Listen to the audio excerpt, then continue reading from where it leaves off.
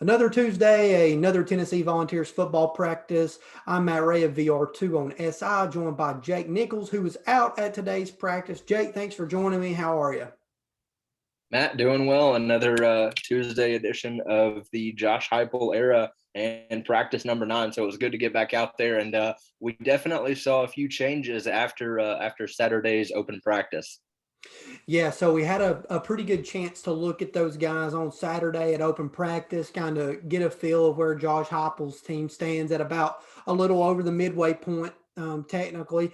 So today we saw some guys return to action, saw Amari Thomas and Jabari Small back out there after they weren't there on Saturday, Jalen Hyatt back in full pads.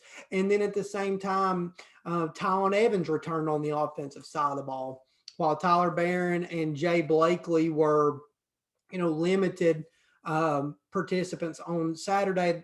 Jake, did they appear to be a full go today?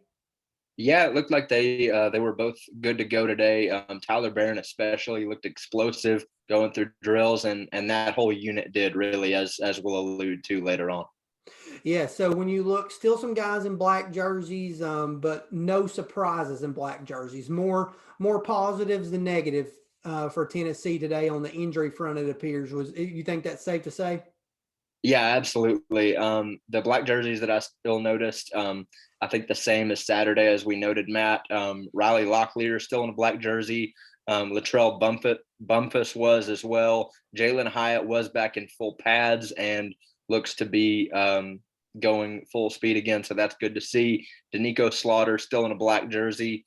Jimmy Holiday still in a black jersey, and then Leneth Whitehead, excuse me, as well. But Whitehead, I did notice, was still running through drills and looked to be impressive in those running back drills, but again was wearing that no contact jersey. Yeah, and like you mentioned with the Nico Slaughter, a guy that both of these staffs, the previous staff was high on when they got him, and this staff has been excited about. Willie Martinez has talked about recruiting him to Central Florida. Mhm. Saw him wearing the cast to his left hand on Saturday. Appears Tennessee, is just taking extra caution there because he did do, he did do some limited activity on Saturday. You talked about the defensive line, and that was a group that had, limited success on Saturday. Today, it seems like they were rebounding a little bit, Jake. Coach Eckler with high praise for that group. That group seems to be, responding to the challenge that's in front of them. Yeah, absolutely, they do. We talked on Saturday about how they weren't really impressive, albeit being kind of undermanned in that open practice. But today, it looked like they had a little pep in their step, and they were ready to go. Going into those individual drills. And like you said, Eckler had really high praise for that group overall, for the OLBs and for the defensive linemen running through those drills. Eckler said, "This is the best we've looked." Talking to that group as they were running through, and they looked really sharp, really explosive through all of those and through those bags. Yeah, staying on that point with the coaches there. This group has continued to be intense, hands on. They're known for Mhm. their ability to develop. And we've seen that at every practice so far. But today, maybe a little bit more emphasis in terms of everybody being hands on. Talk a little bit about what you saw there, Jake. Yeah, Alex Golesh was still very hands-on, got involved with Jacob Warren whenever he didn't really like what he saw of his hand placement, I think, on a sled, and went back through and showed him exactly how he wanted him to position his hands and then shoot up through the dummy. And so Warren went back and did that again, looked good there. And then I was really impressed with Miles Campbell as well in those tight end drills. And then Princeton Fant leading off with those tight ends was really impressive. And Golesh had high praise for him and told him good job as he went back to the back of the line. But then Cody Burns as well, working with those receivers, was really hands-on as well. Cedric Tillman, the first that I saw when I got over there of those drills, looked like they were running through, coming out of some breaks, and had cones lined up for how he wanted him to curl out of those, and did not like the way that Cedric Tillman went through that. And so after Tillman went, then Cody Burns jumped right in there, showed that athleticism that we've seen in his coaching career so far. And then obviously dating back to his days at Auburn, jumped right in there and ran the curl, ran around the cones to show Tillman and the rest of the group exactly how he wanted it done, and made sure to show them step by step how he wanted that. And then Tillman and the rest of the group went back through and looked fine. And then also going back to even, not just hands on, but making sure to get that vocal approach. Josh Heupel at the beginning of practice, whenever, or the beginning of the media period, I should say, for what we saw, they all came together and he kind of said, "Hey, hang on a second, take a knee," and couldn't really tell exactly what he said there, but it was probably 5 or 6 minutes that he went through and addressed some things. And again, not really sure whether that was just kind of giving them some motivation or talking about the excitement he wanted them to have. But either way, you could tell kind of an up in the ante once they broke and headed for individual drills. A lot of players really loud as they headed for their respective positions. And it seemed like there was a lot of energy to start the period that we saw today.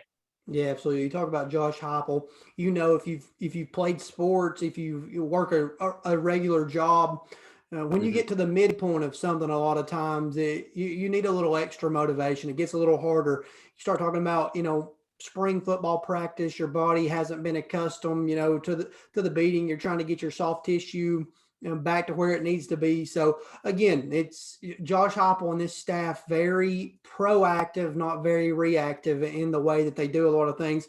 We won't leave you guys hanging with a little bit of quarterback talk. We know that's been a hot topic coming out of Saturday. But Jake, I mean, really, there's not a lot to report on that front. I mean, at this point, if you look back to last year, I think the biggest, you know, problem for Jeremy Pruitt was that it never felt like he had another quarterback ready behind Jarrett Garantano. Why's JT Shrout not ready? Well, Brian Mauer's banged up, so he can't get him ready. Well, why's Harrison Bailey not ready? You're not seeing that approach with Josh Heupel. You're seeing him rotate guys through in the spring. You're taking reps of the ones, the twos, the threes. You're getting to know every running back in the running back room. You're getting to throw to every receiver and tight end. You're getting to adjust protections for every offensive lineman. But, just at this point in the spring, it just doesn't feel like there's a lot of change there or that there's any separation in the pecking order. Am I right in saying that? Yeah, you absolutely are, but I think that that's also a good thing because we have seen that development for every guy at that position and just going through and making sure that they all get those equal reps and they all get those equal chances. And for example, today Brian Maurer happened to be the one starting off those that mesh point drill to start things off. But then on Saturday, I believe it was Hendon Hooker that started things off. So you do see that rotation and that difference in approach and just trying to make sure that we see Harrison Bailey going through working with different levels of running backs, no matter kind of where they are in that pecking order, and just making sure that you get everyone affiliated with everyone at the running back position, just to make sure you're prepared no matter who happens to go in. And I do think that that is a really good sign, even though we may not have kind of a leader right now as far as a front runner for quarterback or any idea really, but just a good idea as far as the development, just so people know that they are all getting developed and that they're all getting that hands-on experience to make sure that they are prepared should they or when they have to go in. Yeah, absolutely. Tennessee will take the day off tomorrow, return to the practice field on Thursday, take the day off on Friday, and have a scrimmage closed to the media, closed to the public on Saturday. We'll hear from Rodney Garner and Glenn Ellerby tonight.